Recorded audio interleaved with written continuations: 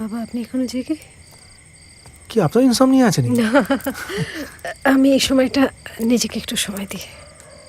অনেক রকমের আকাশ কুসুম ভাবনা চিন্তা করি, লেখালেখি করি। লেখেন? ওই বাঙালিরা সময় পেলে যেটুকু লেখে সেরকম আর কি। আপনি তো কাল্টিভেট করতে হচ্ছে। কেন, আমাকে দেখে টিপিক্যাল হাউসওয়াইফ বলে মনে এ হয়? বাবা, না না, সেটা মিন করিনি। আপনি এত রাত অবধি জেগে থাকেন, আপনার স্ত্রী রাগ করেন না? টের পায় না। উনি 3 বছর হলো মারা গেছে। সরি। আসলে সবটা এত অ্যাব্রাপ্টলি হয়ে গেল। হ্যাঁ, অসুস্থ ছিল, হসপিটালাইজ ছিল, কিন্তু কেন একটা আমাদের মনে হতো ফিরে আসবে। তখন একটা ফিল্মের শুটিং চলছিল আমার। নিয়ম করে ভিজিটিং আসে যেতে পারতাম না।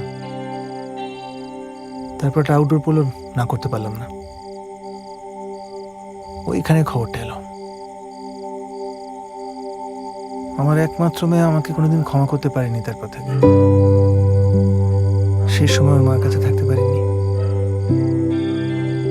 এত বড় একটা আফসোস নিয়ে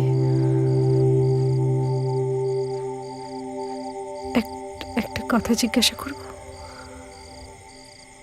আপনারা যে সিনেমা করেন, মানে সিনেমা বানান আর কি, অনেক রকমের বাস্তব পরিস্থিতিই তো তুলে ধরেন। আপনাদের পরিস্থিতি শুটিং বুঝে না? কি জানি।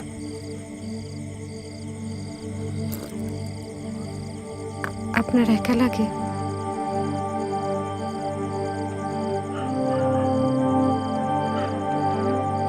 শূন্যস্থান পূরণটা হয় না, জানেন তো।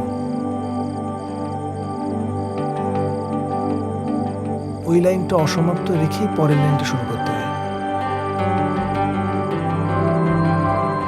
আপনার হাজবেন্ডের কি খবর? কেমন আছে? ভালো, মানে আমার মনে হয় ঠিক আছে, ভালোই আছে। খুব ঘেঁটে আছে না? আপনি তো এই কি বানান, ওয়েব সিরিজ? Web series.